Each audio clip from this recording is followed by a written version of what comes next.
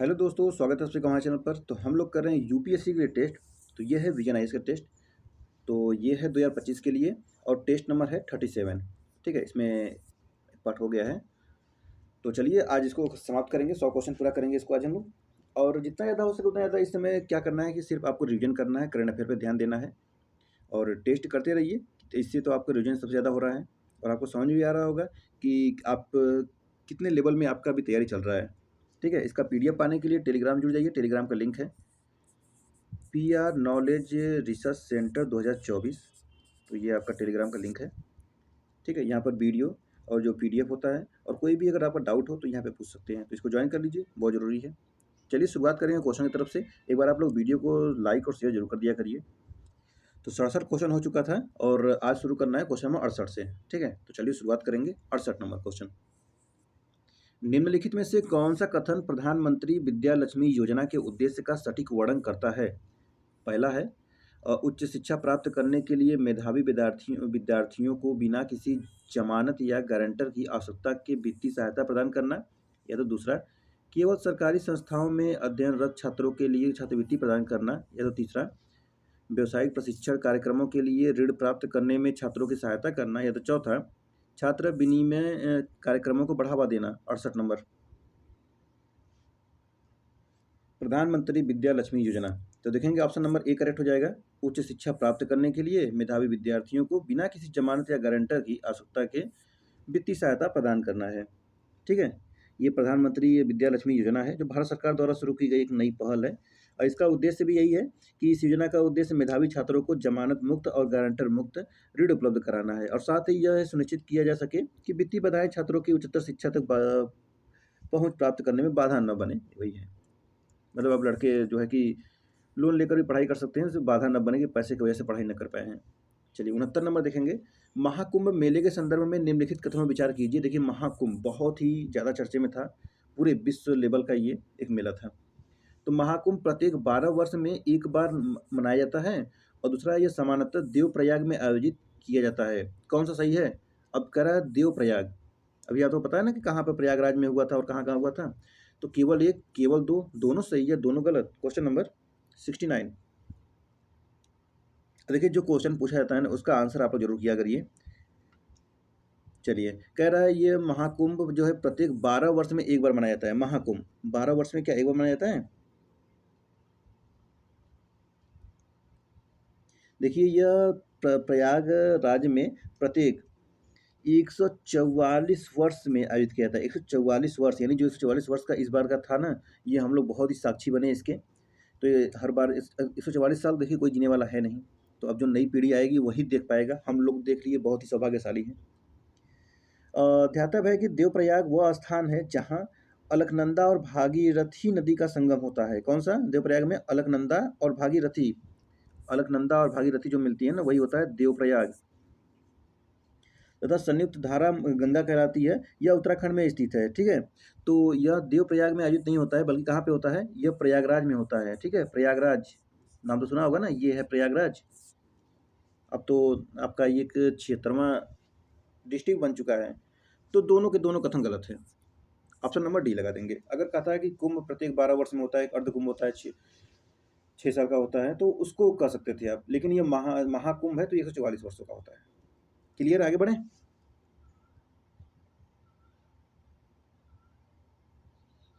अभी इस बार का तो आपने देखा ही, 66 करोड़ लोगों ने क्या नाम है वहाँ पे डुबकी लगाया। 66 करोड़ बहुत ही बड़ी ये संख्या है। सोचिए कि 144 करोड़ भारत की आबादी है ना, 40 करोड़, तो उसी का आधा आधा आधा लोग चले गए वहाँ पे नहाने के लिए। अब विदेशों से भी कितने लोग आए, लगभग 60-70 देश के प्रतिनिधित्व लोग, नाइक लोग यहाँ पे आए हुए थे। चलिए इसके बारे में पढ़िएगा आप। हम लोग क्वेश्चन देखते हैं। क्वेश्चन नंबर 70 है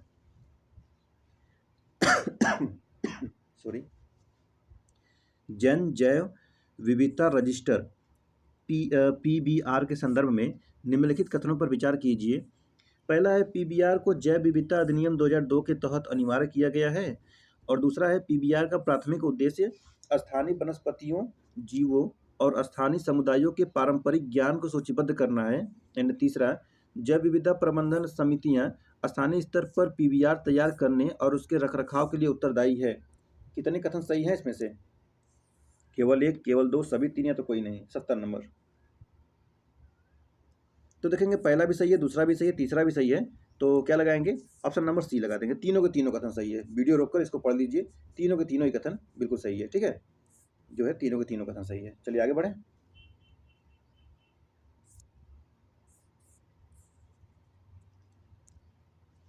निम्नलिखित में से कौन सा कथन हाल ही में इसरो द्वारा लेह में आयोजित भारत के प्रथम एनालॉग अंतरिक्ष मिशन के प्राथमिक उद्देश्य का सर्वोत्तम वर्णन करता है? तो पहला है अंतरिक्ष वातावरण के लिए नई विकिरण परिरक्षण सामग्री का अध्ययन करना। दूसरा है अंतरिक्ष जैसी परिस्थितियों में अलौकिक जीवन का अनुकरण करना तथा मानव अस्तित्व का आकलन करना। तीसरा है भविष्य के मंगल मिशनों के लिए वायुमंडलीय डेटा एकत्र करना। एंड चौथा है भारत के मानवयुक्त अंतरिक्ष उड़ान कार्यक्रम का परिरक्षण करना। कौन सा सही है? 71 नंबर। भारत के प्रथम एनालॉग अंतरिक्ष मिशन, देखिए इसरो द्वारा लेह में भारत का एनालॉग अंतरिक्ष मिशन आयोजित किया गया था। यह उन परिस्थितियों का अनुकरण करने में एक महत्वपूर्ण उपलब्धि को प्रदर्शित करता है जिनका अंतरिक्ष यात्रियों को अंतरिक्ष में सामना करना पड़ सकता है। ऑप्शन नंबर बी करेक्ट हो जाएगा। ठीक है, ऑप्शन नंबर क्या हो जाएगा? बी करेक्ट हो जाएगा कि अंतरिक्ष जैसी परिस्थितियों में अलौकिक जीवन का अनुकरण करना तथा मानव अस्तित्व का आकलन करना। 72 नंबर देखेंगे। निम्नलिखित में से कितनी समितियां पश्चिमी घाट के संरक्षण और प्रबंधन संबंधित हैं? कस्तूरी रंगन समिति, गाडगिल समिति, भूरे लाल समिति। नीचे दिए गए गुट का प्रयोग करिए। केवल एक, केवल दो, सभी तीन या तो कोई नहीं।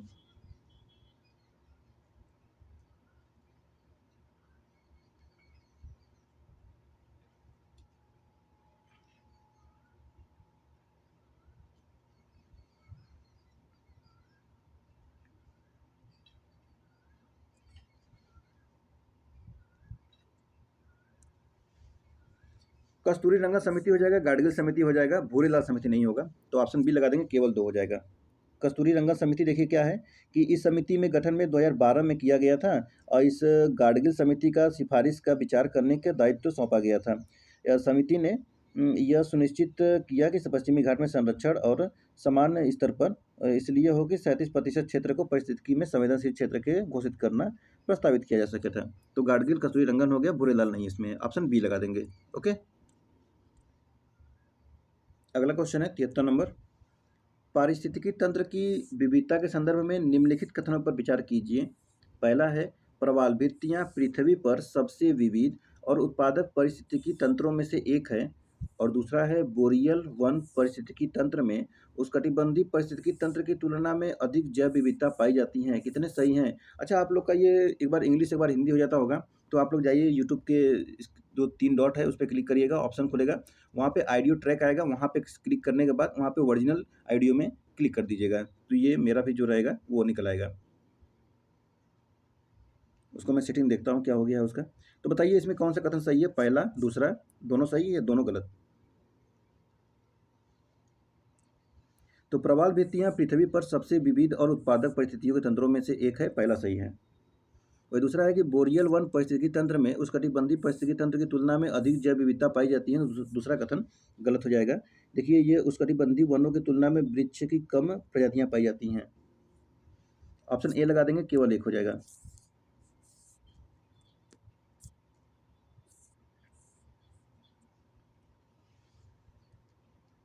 कलमी साग के संदर्भ में निम्नलिखित कथनों पर विचार कीजिए। कलमी साग एक साकीय जलीय या अर्धजलीय बारहमासी पादप है और यह मूल रूप से शीतोष्ण रूप क्षेत्र में पाया जाता है। कलमी साग प्रोटीन और विटामिन से भरपूर होता है। कौन सा कथन सही है? केवल एक, केवल दो, सभी तीन या तो कोई नहीं।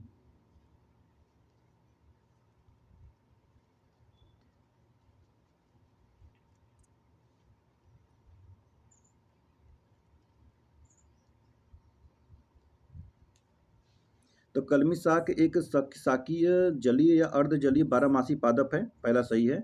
यह मूल रूप से शीतोष्ण क्षेत्र में पाया जाता है, तो ये कथन गलत हो जाएगा।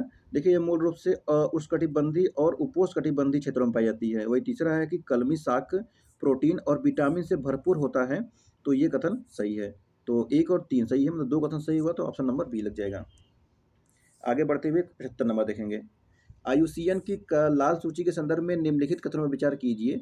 आईयूसीएन की लाल सूची पशु और वनस्पति प्रजातियों की संरक्षण स्थिति की निगरानी के लिए एक वैश्विक संकेतक है।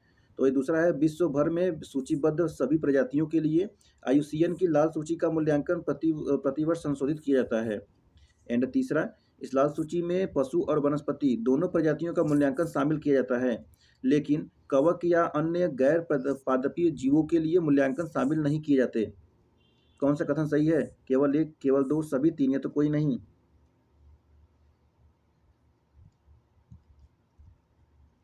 पहला कह रहा है कि IUCN की लाल सूची सूची पशु और वनस्पति प्रजातियों के संरक्षण स्थिति की निगरानी के लिए एक वैश्विक संकेतक है। पहला सही है। वही दूसरा है, कह रहा है कि विश्व भर में सूचीबद्ध सभी प्रजातियों के लिए IUCN की लाल सूची का मूल्यांकन प्रतिवर्ष संशोधित किया जाता है। तो दूसरा कथन दूसरा कथन गलत हो जाएगा। इसको समय समय पर अपडेट किया जाता है, प्रतिवर्ष नहीं होता है यह। वही इस लाल सूची में पशु और वनस्पति दोनों प्रजातियों का मूल्यांकन शामिल किया जाता है, लेकिन कवक या अन्य गैर पादपीय जीवों के लिए मूल्यांकन शामिल नहीं किए जाते। तो तीसरा भी कथन गलत है। देखेंगे यहाँ पर केवल पशुओं और पादपों के लिए बल्कि कवक एवं अन्य जीवों का भी आकलन शामिल होता है इसमें, जो कि यहाँ पे कह रहा नहीं होता है। तो पहला सही है, दूसरा और तीसरा गलत है। कितने सही हुए? केवल एक। ऑप्शन क्या लगेगा? ऑप्शन ए लगेगा, ओनली वन हो जाएगा। 76 नंबर देखेंगे क्वेश्चन। कह रहा है कि विश्व शहरी फोरम के 12वें सत्र के दौरान जारी की गई हाल ही की विश्व शहर रिपोर्ट 2024 में जलवायु परिवर्तन और तीव्र शहरीकरण के कारण शहरों के सक्षम उत्पन्न होने वाली गंभीर चुनौतियों पर प्रकाश डाला गया है। निम्नलिखित में से किस संगठन द्वारा विश्व शहर रिपोर्ट 2024 जारी की गई जाती है? विश्व बैंक, UN हैबिटेट, जलवायु परिवर्तन पर अंतर सरकारी पैनल IPCC, या तो UNEP संयुक्त राष्ट्र पर्यावरण कार्यक्रम। 76 नंबर ऑप्शन बी लगा देंगे, UN हैबिटेट। ठीक है, UN हैबिटेट हो जाएगा, ऑप्शन बी हो जाएगा। Question number 77। गंगा नदी डॉल्फिन के संदर्भ में निम्नलिखित कथनों पर विचार कीजिए। पहला कथन है, गंगा नदी की डॉल्फिन ने अपनी अंधता के कारण शिकार के लिए अल्ट्रासोनिक ध्वनि तरंगों पर निर्भर रहती थी। तो ये दूसरा है, ये मीठे जल के पारिस्थितिकी तंत्र की सूचक प्रजातियां हैं। एंड तीसरा है, गंगा और सिंधु नदी की डॉल्फिन जीवित जीवाश्म है। कितने सही हैं? केवल एक, केवल दो, सभी तीन, या तो कोई नहीं? गंगा नदी की डॉल्फिनें अपनी अंधता के कारण शिकार के लिए अल्ट्रासोनिक ध्वनि तरंगों पर निर्भर रहती थी। तो पहला सही है। वही दूसरा है कि वे मीठे जल के पारिस्थितिकी तंत्र की सूचक प्रजातियां हैं। तो ये भी सही है। तीसरा है, गंगा और सिंधु नदी की डॉल्फिन जीवित जीवाश्म है। तो तीसरा कथन गलत है। देखिए, जो गंगा नदी की डॉल्फिन का आधिकारिक खोज 1801 में की गई थी। सिंधु और गंगा नदी की डॉल्फिन को जीवित जीवाश्म माना जाता है, क्योंकि वे अभी भी जीवित जब सबसे प्राचीन डॉल्फिन प्रजातियां हैं। कुछ समय पहले तक गंगा और सिंधु नदी को डॉल्फिन को दक्षिण एशियाई नदी डॉल्फिन की प्रजाति को दो उपजातियां माना जाता था। 2021 में वर्गीकरण को संशोधित किया गया, और ताकि गंगा और सिंधु नदी की जो डॉल्फिन को अलग अलग प्रजातियों के रूप में मान्यता दी जा सके। तो क्या हो गया है कि अब ये अलग अलग मान्यता दी गई है। ठीक है, कब? 2021 में। तो तीसरा कथन गलत हो जाएगा, ऑप्शन बी लग जाएगा, केवल दो होगा। 78 जैव विविधता सम्मेलन CBD के पक्षकारों के सम्मेलन कॉप यानी कॉप के संदर्भ में निम्नलिखित कथनों पर विचार कीजिए।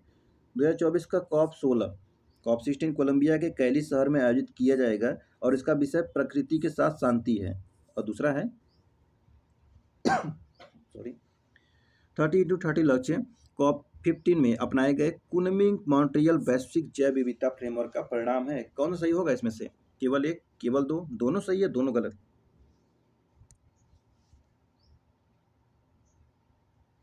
चलिए, दोनों सही है, दोनों सही है। क्या लगाएंगे? ऑप्शन नंबर सी लगा देंगे। 79 हाल ही में यूरोपीय संघ ने पहली बार किसी एशियाई देश के साथ सुरक्षा एवं रक्षा साझेदारी समझौते पर हस्ताक्षर किए, जिसका उद्देश्य साइबर सुरक्षा, सैन्य अभ्यास और अंतरिक्ष सुरक्षा में सहयोग को मजबूत करना है। उपयुक्त गद्यांश में निम्नलिखित में से किस एशियाई राष्ट्र की चर्चा की गई है? दक्षिण कोरिया, भारत, जापान, चीन। तो यह है जापान, ऑप्शन नंबर सी लगा देंगे, जापान। नेक्स्ट है, हाल ही में सुर्खियों में रहे यूरोपीय अंतरिक्ष एजेंसी ESA के प्रोबा 3 मिशन के संदर्भ में निम्नलिखित कथनों पर विचार कीजिए। पहला है, इसका उद्देश्य कृत्रिम ग्रहण निर्मित कर सूर्य के बाहरी मंडल का अध्ययन करना है। दूसरा है, यह मिशन एरियन 5 प्रक्षेपण यान द्वारा फ्रेंच गुयाना से प्रक्षेपित किया जाएगा। कौन सही है? केवल एक, केवल दो, दोनों सही या दोनों गलत?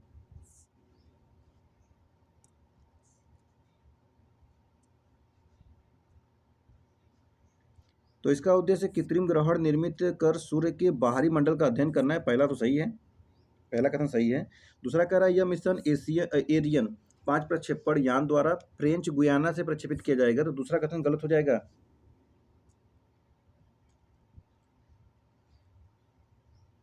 देखिए, यह मिशन ईएसए के अन्य मिशनों से अलग है। यह इससे के मिशनों में एरियन 5 प्रक्षेपण यान का प्रयोग किया जाता है, जो फ्रेंच गुयाना में स्थित है। ठीक है, गुयाना से प्रक्षेपित किया जाएगा, ये तो गलत हो जाएगा ऐसे। ये ध्रुवीय उपग्रहण के यान का पीएसएलवी से प्रक्षेपित किया जाएगा, पीएसएलवी से। तो ऑप्शन ए लगाएंगे, हो जाएगा ओनली वन। किसके द्वारा प्रक्षेपित किया जाएगा ये? तो ये किया जा रहा है इस मिशन का भारत के ध्रुवीय उपग्रहण प्रक्षेपण यान पीएसएलवी से प्रक्षेपित किया जाएगा। भारत कर रहा है भाई, ऑप्शन ए लगा देंगे। चलिए 81 नंबर देखेंगे। भारतीय गैंडे के संदर्भ में निम्नलिखित कथनों पर विचार कीजिए। वे भारत की स्थानिक प्रजाति हैं। मादा भारतीय गैंडे के कोई सींग नहीं होते। दूसरा है, वे समूहों में रहते हैं जिनका नेतृत्व सबसे बुजुर्ग नर करता है। कौन सही है? केवल एक, केवल दो, सभी तीन या तो कोई नहीं?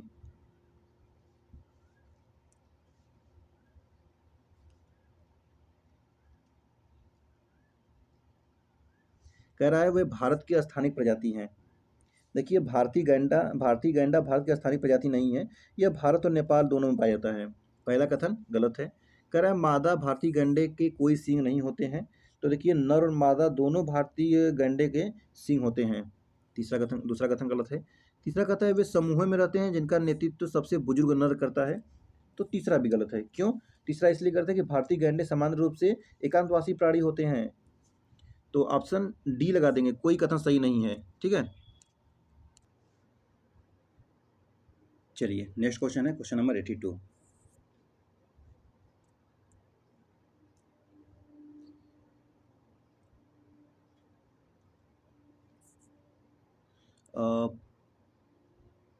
पोबीतोरा वन्यजीव अभयारण्य के संदर्भ में निम्नलिखित कथनों पर विचार कीजिए। पहला है कि इसमें बड़े एक सींग वाले गैंडों का घनत्व सर्वाधिक है। तो ये दूसरा है, वर्ल्ड लाइफ इंटरनेशनल द्वारा इसे एक महत्वपूर्ण पक्षी क्षेत्र के रूप में पहचाना गया है। एंड तीसरा है, इस अभयारण्य के अधिकांश क्षेत्रफल में सदाबहार वर्षा वन का प्रभुत्व पाया जाता है। कौन सही है इसमें से? एक और दो, दो और तीन, एक और तीन, या तीनों? चलिए 82 नंबर।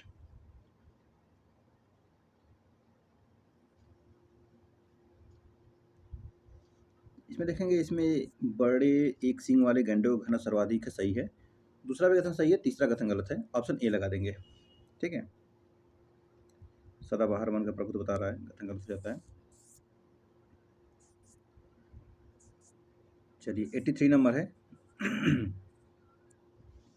यह पारिस्थितिकी तंत्र पृथ्वी की सतह के लगभग 5वें भाग में पाया जाता है तथा यह उन क्षेत्रों में पाया जाता है जहां वर्षा 5 सेंटीमीटर वर्ष से कम होती है। इसके प्रमुख क्षेत्र अफ्रीका, दक्षिण अमेरिका, उत्तरी अमेरिका के कुछ हिस्से और ऑस्ट्रेलिया में पाए जाते हैं। इस पारिस्थितिकी तंत्र में मोटे कणों वाली मृदा पाई जाती हैं। इस पारिस्थितिकी तंत्र में दिन बहुत गर्म होते हैं तथा रातें बहुत ठंडी होती हैं। इसलिए यहाँ के पौधे और पशु दोनों प्रकार की चरम स्थितियों का सामना करते हैं। बताइए, ये जो ऊपर दिया गया है उपगद्यांश, निम्नलिखित में से किस पारिस्थितिकी तंत्र का सर्वोत्तम वर्णन करता है?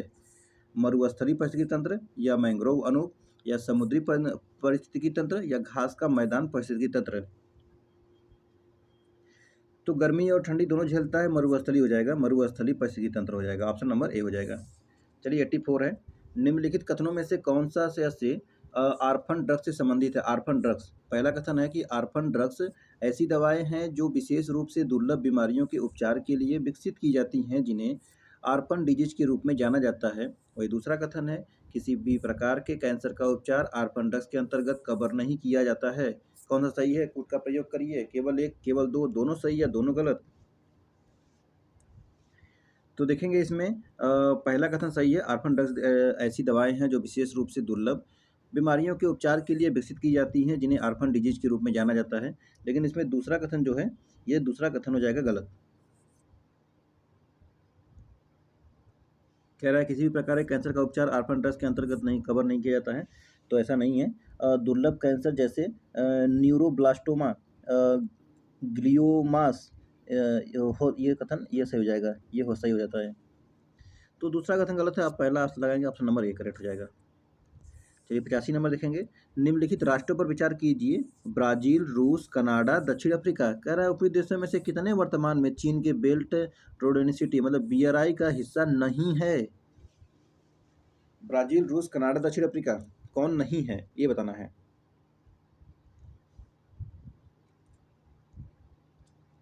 देखिए ब्राज़ील तो है, ठीक है, ब्राज़ील है उसमें।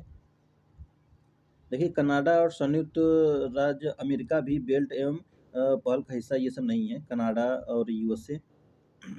ठीक है, कनाडा हटा देंगे।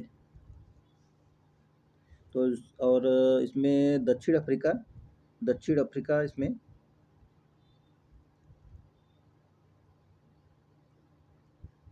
दक्षिण अफ्रीका क्या है, इसमें रूस का हिस्सा नहीं है ना ये।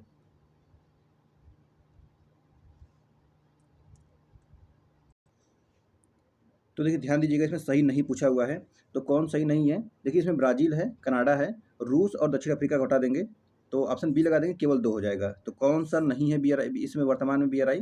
तो रूस और दक्षिण अफ्रीका। ठीक है, चलिए अगला बढ़ते हैं। चलिए नेक्स्ट क्वेश्चन है, सुपोषण के संदर्भ में निम्नलिखित कथनों पर विचार कीजिए। पहला है, यह मुख्य रूप से जल निकायों में पोषक तत्वों विशेष रूप से नाइट्रोजन और फास्फोरस के अत्यधिक शामिल होने के कारण होता है। वही दूसरा है, सुपोषण के परिणाम स्वरूप होने वाले शैवाल प्रस्फुटन से जलीय जीवन और मनुष्यों के लिए हानिकारक विष उत्पन्न हो सकते हैं। कौन सही है? केवल एक, केवल दो, दोनों सही है, दोनों गलत।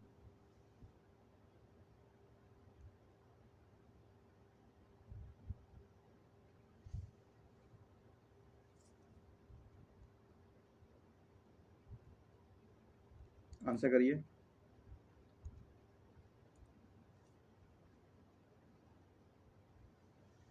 तो देखेंगे इसमें दोनों कथन सही है, ऑप्शन नंबर सी हो जाएगा। ठीक है, ऑप्शन नंबर सी हो जाएगा, दोनों के दोनों कथन सही हैं। चलिए थोड़ा समय दिया था आपको आंसर देने का। 87 नंबर देखेंगे, निम्नलिखित युग्म विचार कीजिए। राष्ट्रीय उद्यान है, नदी दिया हुआ है, रणथंभौर यमुना, माधव चंबल, औरंग राष्ट्रीय उद्यान, धनसिरी। कौन सही है? केवल एक, एक और दो, तीन या दो और तीन?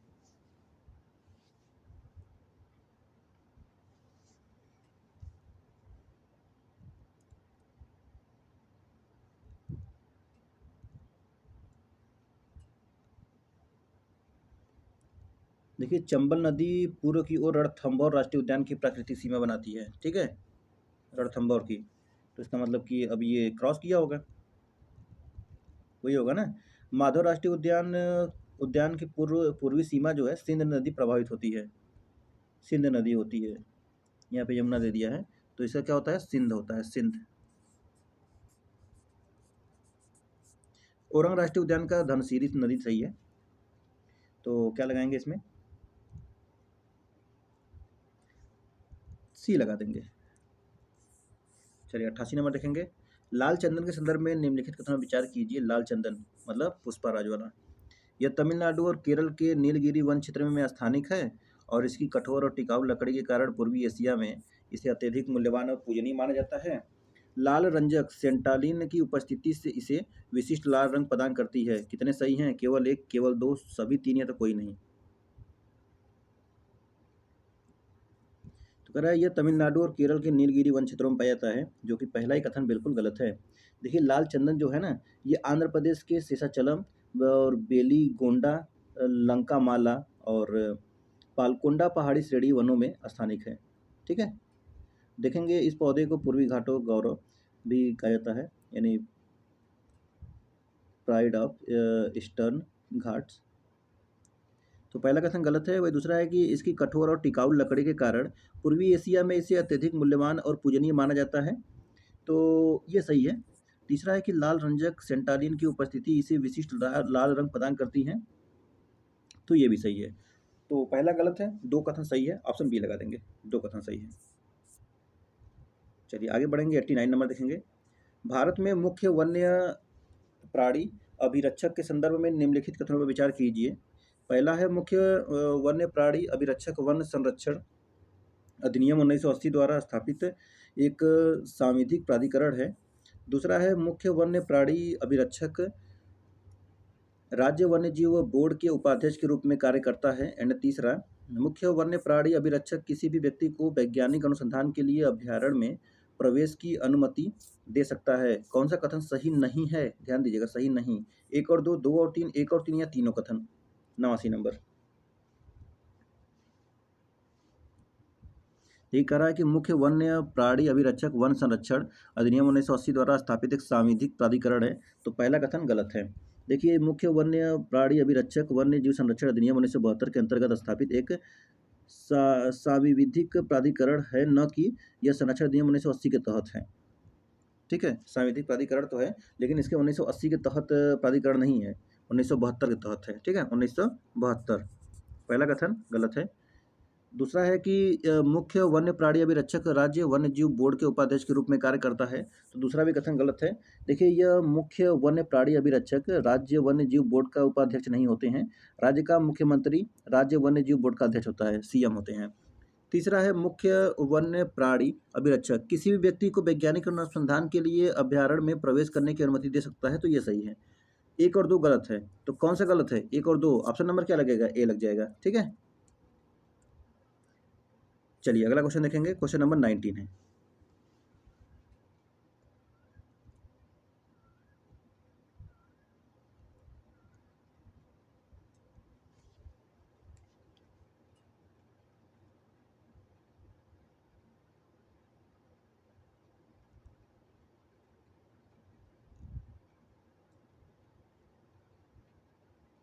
इसको पढ़िए तब तक।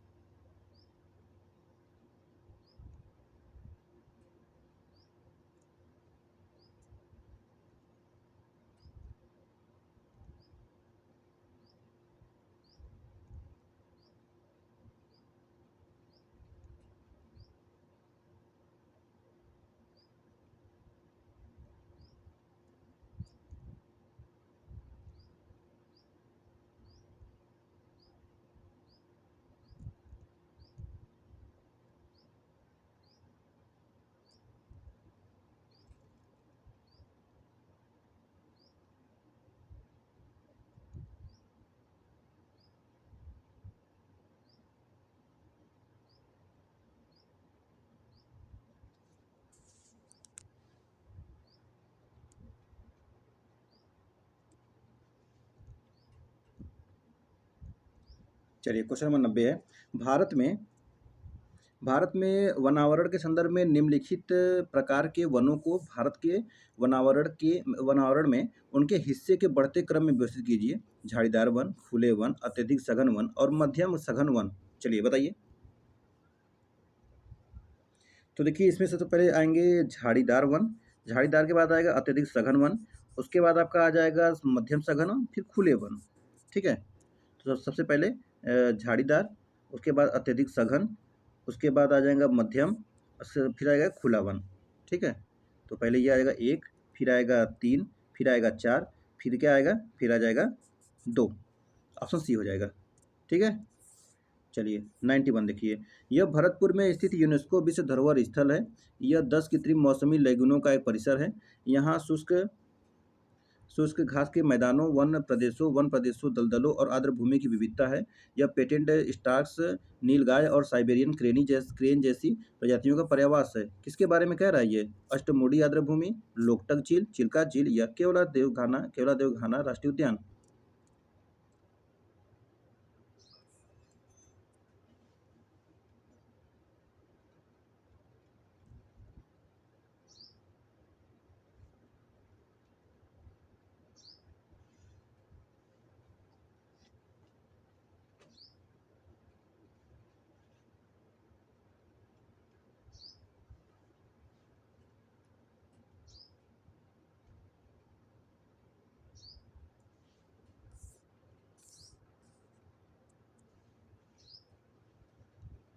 चलिए, तो ये बातें हो रही थी किसके बारे में? केवला देवघाना राष्ट्रीय उद्यान के बारे में बात हो रहा था। ठीक है, तो आप मुझे इसका राज्य बताइएगा कौन से राज्य में है। ठीक है, 92, the convention on the conservation of migratory species of wild animals 1979 के संदर्भ में निम्नलिखित कथनों पर विचार कीजिए। पहला है, यह संयुक्त राष्ट्र पर्यावरण कार्यक्रम के तत्वावधान में एक पर्यावरण संधि है। दूसरा है, इसका उद्देश्य स्थलीय, जलीय तथा पक्षी प्रवासी प्रजातियों को उनके संपूर्ण क्षेत्र में संरक्षित करना है। एंड तीसरा, विलुप्त होने के खतरे का सामना कर रही प्रवासी प्रजातियों को इस कन्वेंशन के परिशिष्ट सेकेंड में सूचीबद्ध किया गया है। कितने सही हैं? केवल एक, केवल दो, सभी तीन या तो कोई नहीं।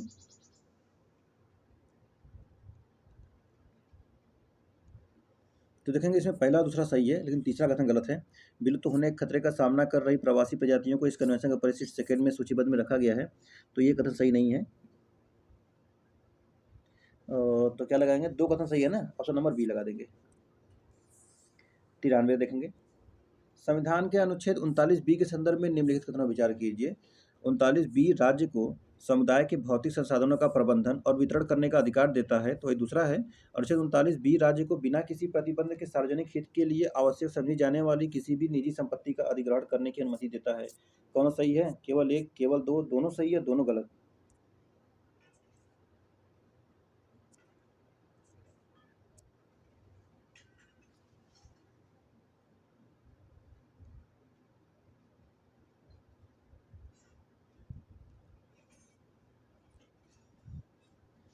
तो 39 बी राज्य को समुदाय के भौतिक संसाधनों का प्रबंधन और वितरण करने का अधिकार देता है, पहला सही है, लेकिन दूसरा कथन इसमें गलत हो जाएगा।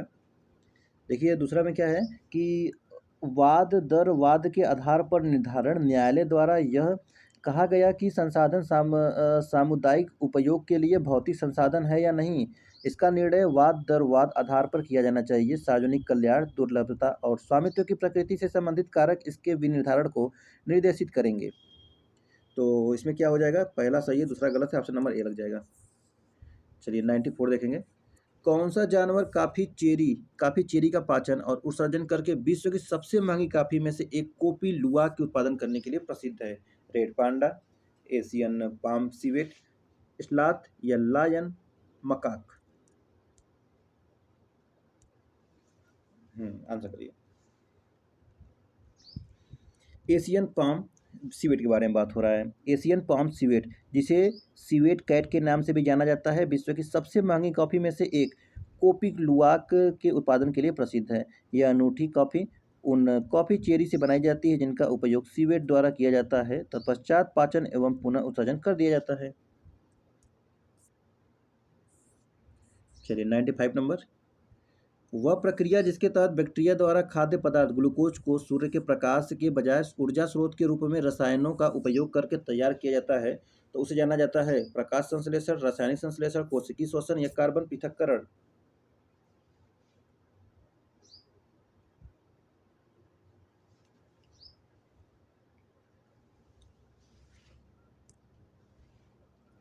ऑप्शन बी लगा देंगे, रासायनिक संश्लेषण। 96 है, हाल ही में विज्ञान एवं प्रौद्योगिकी उन्नत अध्ययन संस्थान IASST गुवाहाटी द्वारा पहचाने गए IL-35 प्रोटीन में निम्नलिखित में से किस स्थिति के उपचार में आशाजनक परिणाम दिखाए हैं? अल्जाइमर और पार्किंसंस रोग, टाइप 1 डायबिटीज और autoimmune diabetes mellitus, cervical cancer, HIV यानी कि ह्यूमन इम्यूनोडेफिशिएंसी वायरस। तो इसमें हो जाएगा option number B, type 1 diabetes और auto immune diabetes mellitus. 97 number, पारिस्थितिकी अनुक्रमण की प्रक्रिया में कौन सा शब्द उस चरण को संदर्भित करता है जहां समुदाय में परिवर्तन अंततः एक ऐसे समुदाय को गठित करते हैं जो पर्यावरण के साथ लगभग संतुलन में होता है? मूल अन्वेषक चरण, क्रमकी चरण, चरम चरण या कोई नहीं?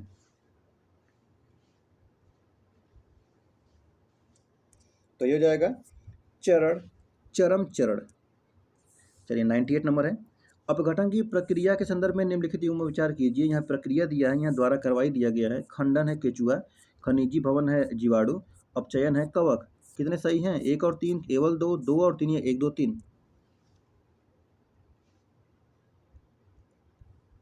तो खंडन का केचुआ है, खनिजी भवन का जीवाणु है, अपचयन का कवक है। तीनों सही है, ऑप्शन डी लगा देंगे। ठीक है, चलिए हम अब देखेंगे 99 नंबर।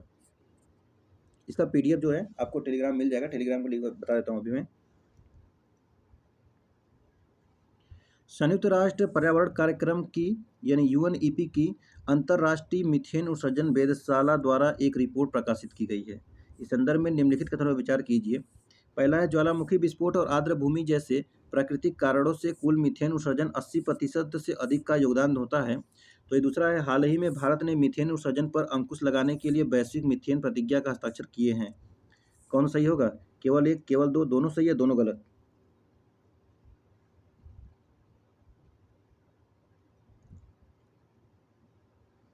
चलिए देखते हैं। पहला क्या कह रहा है, ज्वालामुखी विस्फोट और आर्द्र भूमि जैसे प्राकृतिक कारणों से कुल मीथेन उत्सर्जन में 80% से अधिक योगदान होता है।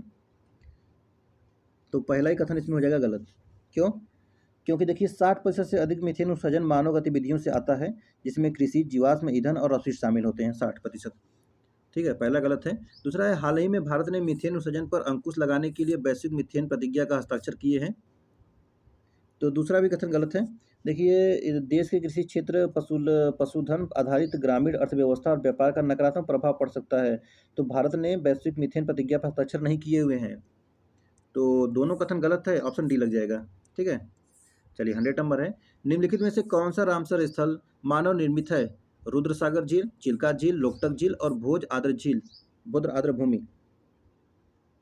चलिए इसका मैं बता देता हूँ आंसर, भोज आर्द्र भूमि। ठीक है, भोज आर्द्र भूमि ऑप्शन नंबर डी हो जाएगा।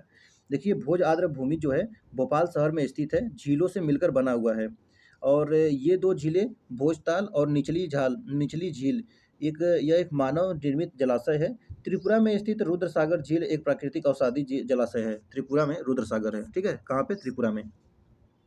और जिसे 3 बारहमासी धाराओं नोआ चेरा, दुर्ला वनावरण और चेरा केमताली चेरा से जल प्राप्त होती है। चिल्का झील और लोकटक झील, इन दोनों के बारे में आप मुझे बताइए। थोड़ा इसके बारे में बताइए, कौन से राज्य में है, मतलब स्टेट में, उसके बारे में बताइए। ठीक है, इसके स्टेट से कौन से सटे हुए स्टेट है वो बताइए। त्रिपुरा सटा हुआ कौन सा स्टेट आएगा उसको बताइए। ठीक है, देखिए क्वेश्चन ऐसे ही घुमा फिरा पूछता है। तो कुल मिला के आपको आंसर इसका ऑप्शन नंबर डी है। इसके बारे में, दूधसागर के बारे में बता दिया मैं, त्रिपुरा में। ये चिल्का और लोकटक के बारे में आप बताइए। ठीक है, लोकटक में तो बड़ा ही फेमस एक चीज़ है। चलिए, तो इसका पीडीएफ आपको मिलेगा टेलीग्राम पे। टेलीग्राम का लिंक है PR नॉलेज रिसर्च सेंटर 2024। इसको लिखेंगे तो आपको यहाँ पर पीडीएफ हो गया, और जो भी कोई वीडियो बनता है वो वीडियो का इन्फॉर्मेशन, और कोई भी अगर आपका डाउट हो तो डाउट पूछ सकते हैं, वहाँ पे आपको इसका सॉल्यूशन दिया जाएगा। ठीक है, तो चलिए फिर मिलते हैं नेक्स्ट वीडियो में। ये क्वेश्चन नंबर टेस्ट नंबर 37 था। अब नेक्स्ट आएगा 38 नंबर। ठीक है, डेली टेस्ट हो रहा है, डेली टेस्ट आप लोग करिए, प्रैक्टिस करते रहिए। जितना ज़्यादा टेस्ट प्रैक्टिस करेंगे उतना ही आपके एग्जाम के लिए बेनिफिट रहेगा।